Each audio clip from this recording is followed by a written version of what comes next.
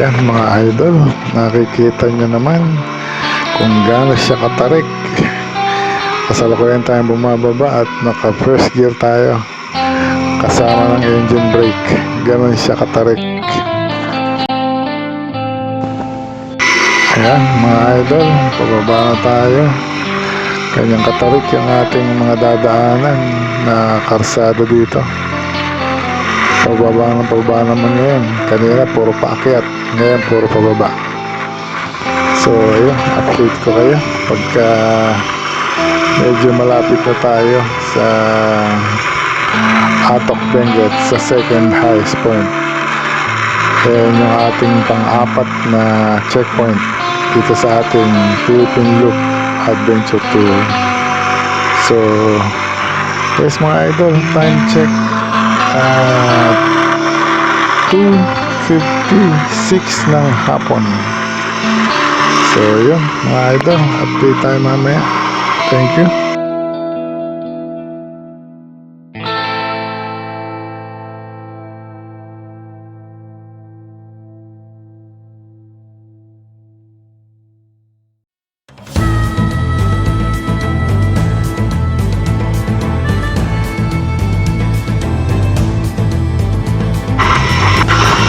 Ayan mga idol, time check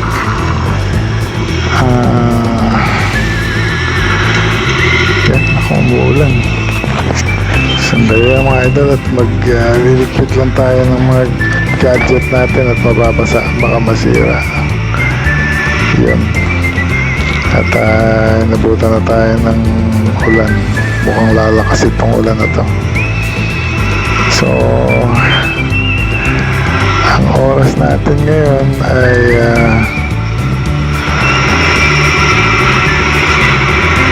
2:13 ng hapon. Ayan. So ayan, kung umuulan mga idol, sige update ko na lang kayo mamaya. At tatago muna natin yung mga gadget natin. Ayan mga idol, at nabutan na talaga tayo ng ulan. So basang-basa na ang karsada, medyo madulas na ngayon. So minto muna tayo at papatira-tira tayo ng konti bago tayo tuloy na bumiyahe. So ayan, pa-plastic muna natin yung ating mga gamit. Time check mga idol, 14:20 na ng hapon. So yan, ligpit-ligpit muna tayo ng gamit. Thank you mga idol, update ko kayo mamaya.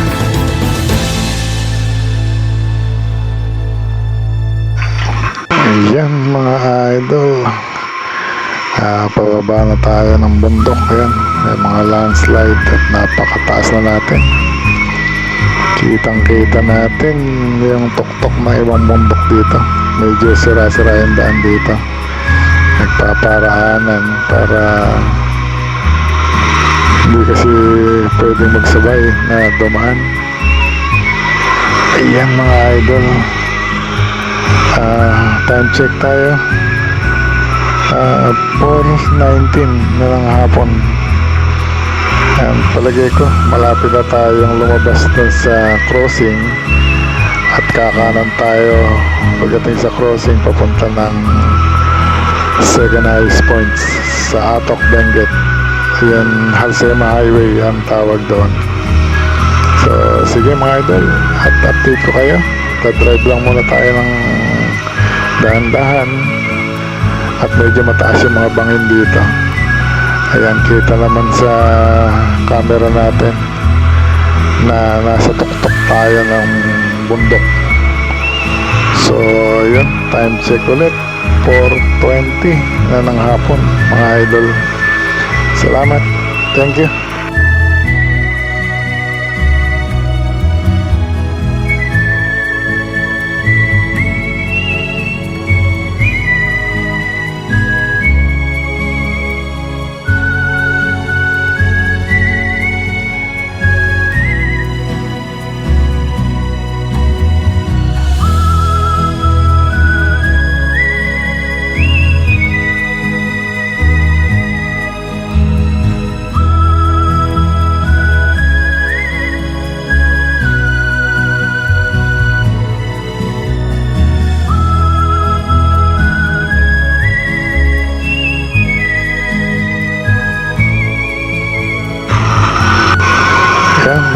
idol, nandito na tayo sa Halsema Highway at medyo pakapal na yung fog niya, yung hamog. Ayan, at basa na yung karsada. Basa na yung karsada sa hamog. Kaya medyo takbong pogi lang tayo mga idol. Yan, nakikita nyo naman sa video natin yung pagkapal ng hamog. Ayan, sana huwag namang mag zero visibility para iwas tayo sa aksidente. Ayan, at nangangamoy-ngamoy bagyo na at medyo malamig na yung simoy ng hangin dito. Maya ng konti mga idol ay nandiyan na tayo sa port checkpoint natin. Yan ang second highest point sa Atok Benguet. At ito nga pala yung konting trivia. Ito yung tinatawag na most dangerous road in the Philippines, ang Halsema Highway. Ayan, so update ko ulit kayo mga idol. At magdadrive muna tayo ng drive Maguino dito. Medyo basa yung karsada mga idol. Ayan, time check muna tayo. 4:48 na ng hapon. At medyo talagang malamig ang simoy ng hangin dito sa Halsema Highway. Alright mga idol, update ko kayo mamaya. Time check, 4:49 na ng hapon.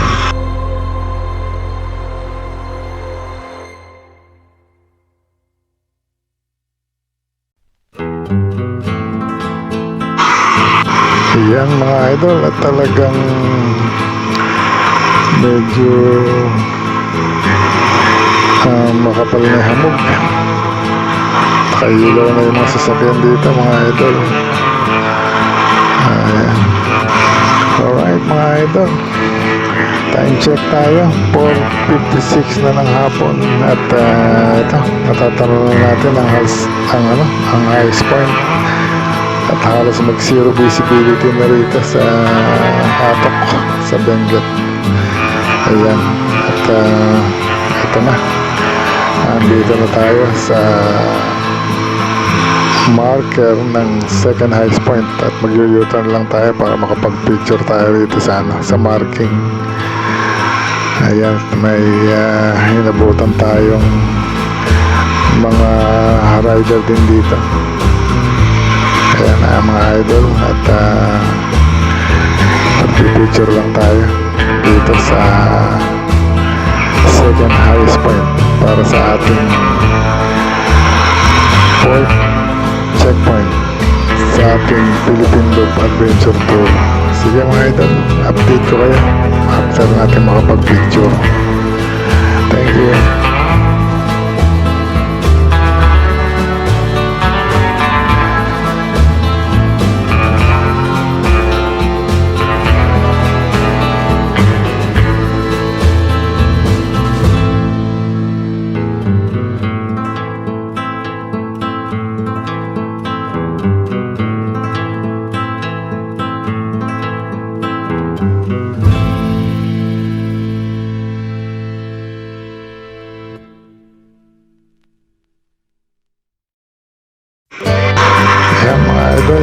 Update lang tayo. Time check, 5:40 na ng hapon. At andito ulit tayo. Binabaybay natin ang Halsema Highway. At papunta na tayo ng Baguio City. At doon tayo matutulog. At kinabukasan ay pupuntahan naman natin ng Alaminos, Pangasinan. At ang ating huling checkpoint sa Luzon Leg, ang Subic. Alright mga idol, medyo madulas ang kalsada, dahan-dahan lang, takbong gwapo lang. Ayan, at mahamog pa rin. So update ko kayo mamaya mga idol pagka malapit na tayo sa Baguio. Alright, thank you.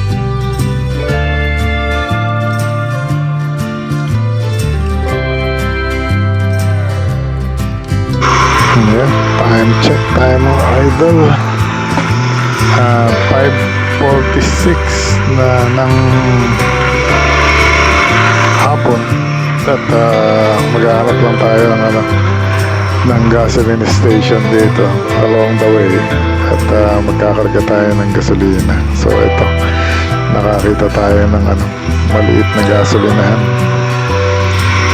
Magkakarga muna tayo para sigurado tayo kasi medyo malayo-layo pa ang Baguio City. So magkarga na muna tayo rito at hindi tayo mabitin sa daan. Alright, sige idol.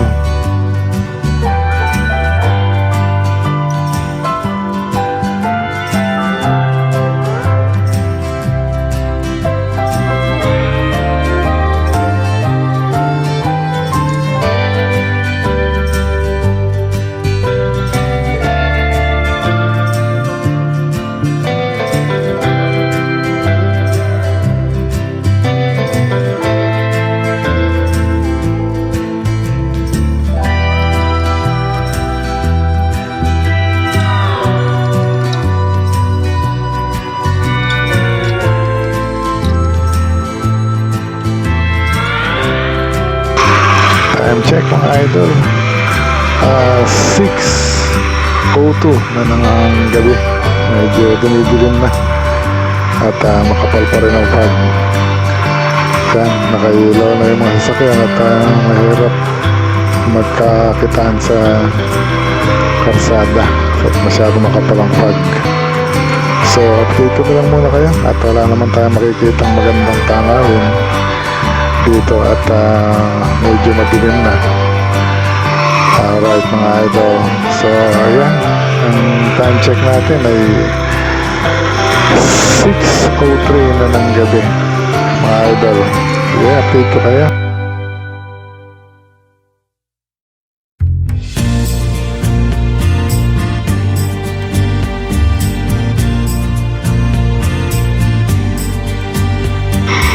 Update mga idol, time check tayo, 6:38 na ng gabi na at medyo talagang madilim na.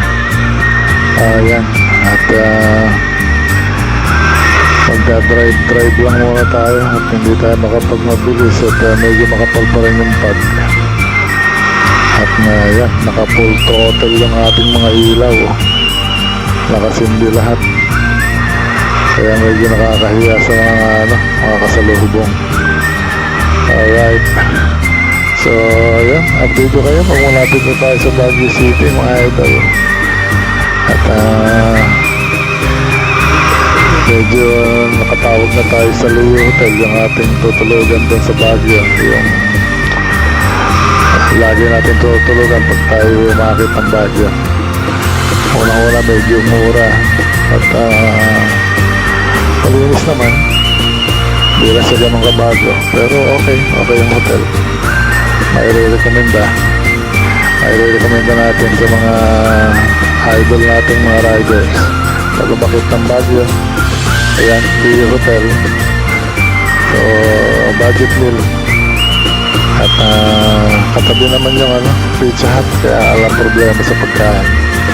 So sige mga idol, medyo madilim at update ko kayo. Mag-concentrate muna tayo sa pagmamaneho natin. Yung time check, 6:39 na ng gabi. Yeah, to be exact, 6:40 na.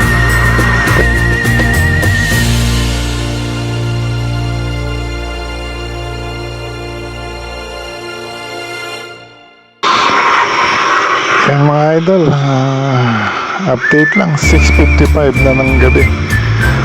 Alright, at medyo malapit na tayo, mga ilang kilometro na lang ay sa Baguio City na tayo. At nakahanda na yung ating tutulugan.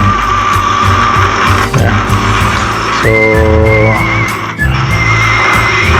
mga ilang na lang to, mga ilang minuto na lang at sa Baguio na tayo.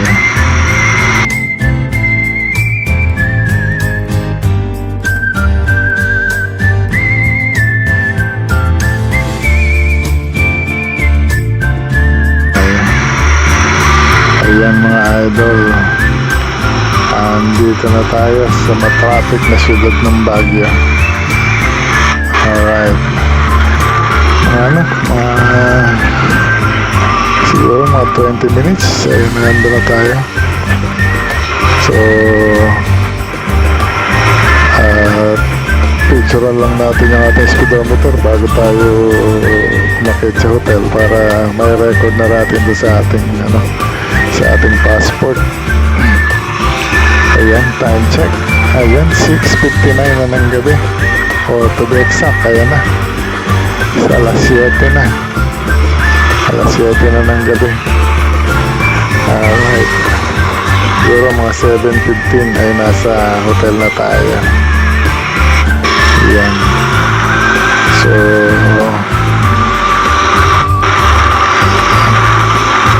update lang mga idol. At malapit na tayo.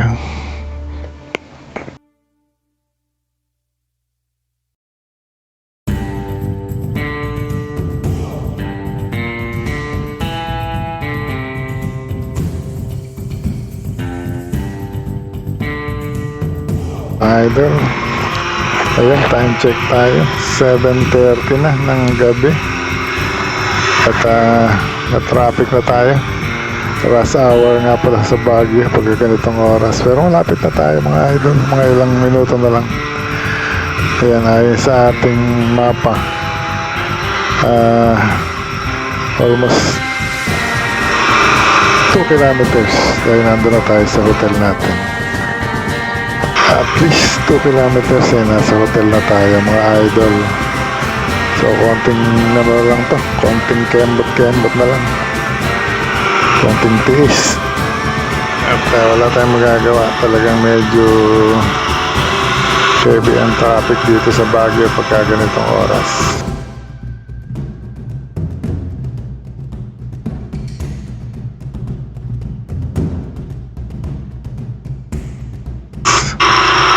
So ayan, at malapit na tayo. Nakikita natin kay Google Map at abot na natin ang Leo Hotel, ang hotel na ating tutulugan.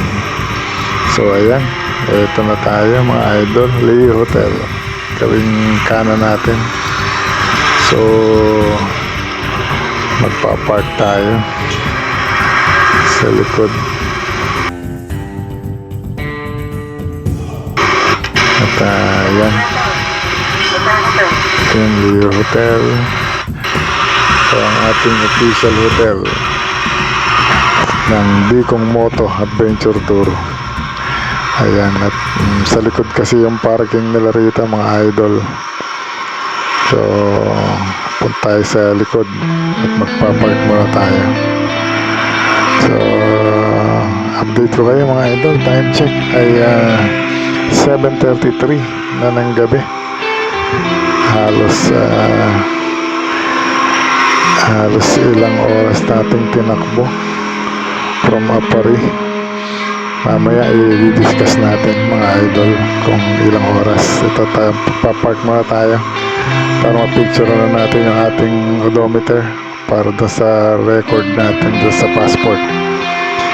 So ayun mga idol, park lang muna tayo and then maghahakot lang tayo ng mga gamit natin doon sa room natin. Nasa second floor nga pala tayo mga idol. At medyo yun ang nakuha natin at yun ang bakante. Alright, so shoutout muna tayo sa mga kaibigan nating rider. Kay Nico Michael Angelo Santos, shoutout sa iyo sir. At sana habang nanonood ka ng video natin ay natatawa ka. So ayan mga idol, hanggang dito na lang muna. At to be exact, ang ating oras ay 7:35 hanggang sa makaparking tayo dito sa parking ng Leo Hotel. 7:35 ng gabi. So yan, Tingnan na lang natin yung speedometer natin mga idol.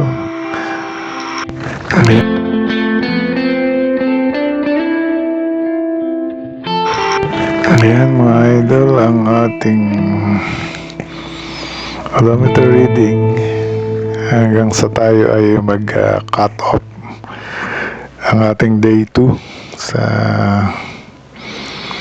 ating Philippine Loop Adventure Tour ay 1,710.8